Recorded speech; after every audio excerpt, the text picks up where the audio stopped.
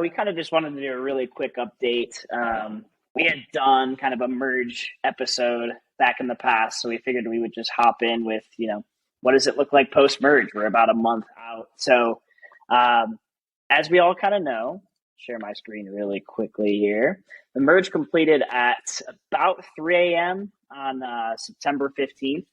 It looked a little bit something like this. I don't know if you all saw this, but they had a live stream, and in crypto circles, right, the occasion of the merge was really observed like a holiday, right? It was celebrated virtually, in person. They had watch parties complete with music, speeches, special guests, all that kind of stuff, right? So this is kind of what we saw from the virtual perspective. The pandas came across, and everyone was like, all right, we're officially proof of stake. And so a tad underwhelming maybe, right? After years of waiting in this space, maybe it didn't feel like, too crazy of a change. Though this was still labeled as one of the pivotal and largest moments in crypto history. It's something that we obviously covered as well. And so as we know, what this really meant was Ethereum was officially abandoning that energy intensive miner based system that they had used to process updates to its decentralized ledger, right? So the launch went relatively smoothly. There were no major bugs yet to emerge, right? Though there were signs of some really good change. And so I'll actually share my screen really quickly here, just as a really quick update for us. So we did have kind of a couple things happen from the post-merge perspective. And so these we'll come back to. We won't hold this screen for too long, but these were kind of the key areas or the key changes, some of which we knew and, actually ended up coming to fruition. So just wanted to kind of show that really quickly. But if we dive into kind of this first topic of decreased energy costs, this was something that we talked about a lot in our episode specifically. And when we go into this piece, it obviously was the most obvious impact, right? It ripped out a component of mining that gives that bad environmental reputation. So really good for those ESG heads out there. So it slashed this by over 99%. And so one of the main purposes of the merge was to do this specifically. And what we discussed was, kind of one of the larger impacts. So the network is now far more energy efficient, kind of thanks to the updates that they have made. So it was really cool to see after the merge kind of what this actually ended up looking like on a plot like this. So wanted to make sure to share that with you all. I think another piece to highlight specifically was the miners. I think it was something that we covered really briefly, but Ethereum miners are obviously kind of a little bit out of work. What we've noticed post-merge is they've kind of found refuge on Ethereum Classic, right? Ethereum Classic continues to operate utilizing that proof of work system, but that's really just for the short term. It's really unlikely that it'll continue to be profitable enough for most of those Ethereum miners to continue those operations. So that's something I think a lot of those groups are really trying to pivot from. It's not necessarily they can just go from mining Ethereum to then mining Bitcoin as well. It's just a couple of different systems that they're working with from that perspective. So something to keep an eye on as kind of Ethereum Classic and this new Ethereum as proof of stake continues to mature. But I think another really interesting topic is stake ETH and kind of liquid staking and its popularity. So in the past month, the ETH liquid staking derivatives have received a ton of attention. I don't know if you all have been tracking with this as well. But liquid staking derivatives essentially offer all the benefits of regular Ethereum while also being obviously a yield generating asset, right? So you're staking it. That really means for holders that they're able to gain exposure to ETH's price action and still maintain that liquidity while harnessing some of these staking benefits, which is pretty beneficial for them. So while most staking strategies typically require locking up funds in a validator, like we're all familiar with, that liquid staking derivative allows users to maintain that liquidity while still benefiting from that staking yield. And so this has kind of brought, all this is all great, right? And as an investor, that's something that you like to see. Awesome. We're gathering some yield from the investment that we put in, but it has brought a lot of concerns around centralization in general. And so I think what kind of comes together in some of these post-merge updates is the stake D, the liquid staking popularity, and kind of these new validators that they've created. And so let me pull this up really quickly. I thought this was a really good way of showing this. Well, here it is.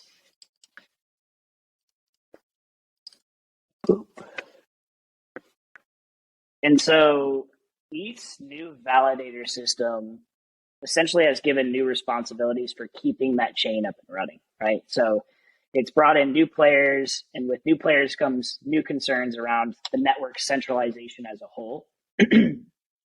So shortly post-merge, it was reported that 420 of the 1,000 proof-of-stake blocks were proposed by just two entities, those being Lido and Coinbase. And so often proof of stake is framed as this more decentralized, it's more secure in comparison to mining, right?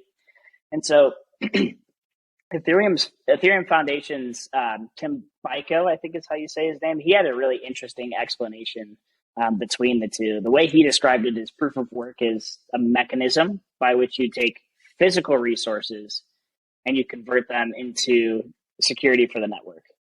Whereas if you want your network to be more secure, you need more of those physical resources, right? And so on a proof of stake system, what we actually do is we utilize financial resources to convert that to security. And I thought that was a really cool way of looking at that. But it really seems between Lido, Coinbase, Kraken, Binance, right? They account for more than 50% of the resources required to secure the network at this point. And so how are they doing this, right? Kind of aligns with that staking piece that we just covered. So they're making it possible for people with less ETH, less than 32 ETH to be specific, to pool their resources and become validators themselves by all kind of conglomerating all that all together. So I know I've been talking a lot, so I want to stop there. I think that's kind of the biggest piece where it's like ongoing, right? We knew about the energy piece, the ETH miners. It's like that's something that was just bound to happen. But I think something that we didn't necessarily talk about was kind of staked ETH, its popularity, the new validators that are coming out of the space, how this can start to become a little bit more centralized in a fashion, even though kind of the goal is to be more decentralized. Any thoughts on those two pieces? You know, I'd be interested to hear Soham's take right off the bat here. I know, Soe, you've looked into the curve wars and some of the different interactions that happen in those staking pools. I guess when you look at like that pie chart that Mata just showed there, what does like initially come to mind when you look at some of those big players in the space, and you know what powers they might kind of have in that community there? Yeah, no, it's a really interesting question. No surprise that Lido is number one, as they're the ones who kind of invented this whole liquid staking of course, phenomenon. Yeah. The first thing I wanted to say is this liquid staking thing is here to stay. In the conferences that I've been to over the last month or so, there are people, they're at protocols and stuff planning on doing the exact same thing that Lido did, just on other chains, right? So any proof of stake system, basically, any proof of stake blockchain you can think of that has, that same mechanism where you have to lock up your tokens that are native to that blockchain in order to secure the network, there's going to be liquid staking being launched on all of those. So something to keep an eye out on is people are trying to copy that model for sure. It's interesting to think about like the level of centralization that happens there. When I thought of what actually makes like Lido interesting, it was the fact that initially, if you wanted to stake your ETH on 2.0, you had to just lock it up, and you didn't really know. It was kind of like indefinite. You had no idea when you were going to be able to get that Ethereum back, right? Had they told you when it would open up, or was there a 6-month chain? What was kind of the experience? It was just like after the upgrade. right? Right. Is kind of what my understanding was, right? And so I people still don't think it's completely situated. They have something called the Shanghai update, which should come in the next 6 to 12 months, that they're thinking that's when those pieces will be unlocked, right? But now that they have everyone doing the liquid staking, kind of the things we talked about of having that big drop of all these validators, all these people trying to sell their ETH2 that they locked Right. up might be a little bit different. So that's something I definitely need to keep a little bit more up to date on. I think they think it's going to come with that update, but to your point, Evan and so they're not quite sure when that's exactly going to be. So sorry to cut you off there, Zoe. No, not at all. Not at all. That's exactly what I was going to say too. It's like, it's kind of up in the air on when that's going to be. And even once the upgrade happens, it's not, I believe there's going to be some sort of unlocking or vesting schedule in terms of when you can actually pull your ETH out of Lido, right? So I think at the moment, it looks like they're being sent like kind of coming together around these central entities, maybe Lido or Coinbase or some of the other ones that you had on the pie chart. I think what we'll have to see is after the merge actually goes through, if that ends up becoming more fragmented, if the people who have locked up their ETH or basically staked with Lido to get the benefit and still maintain their liquidity, if they're able to basically claim their Ethereum that they've had quote unquote locked up for a long period of time. So I think that's really when the question is going to be answered. If they end up just keeping it in Lido, and Lido and Coinbase end up having like a mega share of Ethereum that's staked, there could be, a leg to stand on when it comes to, the more centralization of the entire network itself. So that's an interesting thing that I hadn't necessarily thought of too. Yeah, makes sense. I mean, when it comes to governance and kind of the votes you get with that, I know I'm not particularly familiar with the Ethereum governance, but when you've got 20 to 30 to 40% of all the staked ETH, if you were combining Lido and Coinbase, I guess what kind of damage can you do on that governance front? What do you think about that, Zoe? To be fair, I actually don't know exactly what governance mechanisms and stuff you get when you hold a ton of Ethereum. Like, okay. I don't know where, like in the curve wars, for example, if you hold a ton of curves, you're able to have power over where the emissions go. So that's what makes it such an interesting game, right? And why all of this stuff has been built on top of it. I don't really know what kind of I guess votes and decentralized governance votes and stuff get put up on the Ethereum network. I'm not super familiar with it, honestly. I don't know if you guys have heard of anything either. Like, what is the benefit of having extreme amounts of governance power for Ethereum? I'm not sure. Yeah, I think that's something we'll have to look at and bring back in another episode, probably when the Shanghai update comes in. So thanks for showing all that, Mata. That was super interesting.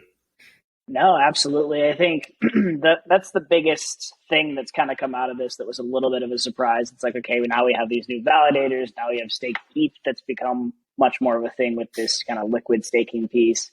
So it's something that we'll want to keep an eye on and keep updated. It sounds like, based on what Soam said, that's going to be coming to places other than ETH as well. So you just have to worry about, I guess, in that situation, things become centralized, then things become censored, and then it's kind of this slippery slope as you kind of move forward. But I think the last thing that I really wanted to highlight from Ethereum specifically was kind of the reduced issuance that we talked about as well. And so this is kind of the biggest on-chain impact that they've had.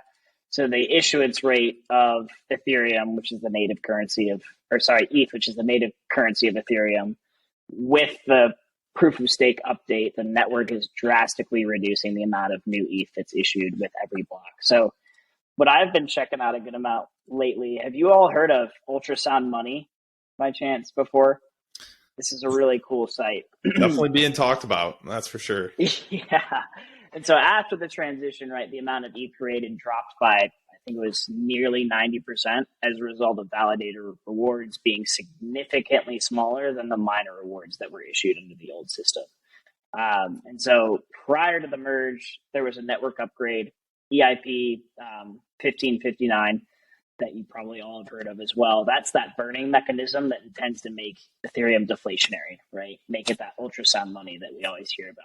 So we're not quite deflationary yet, but I thought this is really interesting, right? You have kind of Ethereum dropping off from a supply perspective, and then they had this simulate proof of work section as well to kind of show what the difference would be if that Ethereum was still proof of work versus Bitcoin.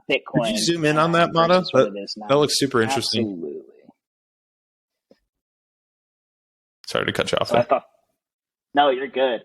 I appreciate that. So I think this is kind of really awesome to see. It's a big reason many investors still stay hopeful, even after seeing kind of that big drop after the merge itself, right? When you're talking about, especially with like the inflationary environment we're in right now, this is something that's just really, really exciting to think about. Like, okay, this is something that we're going to invest in that can actually be deflationary. It's not going to debase itself.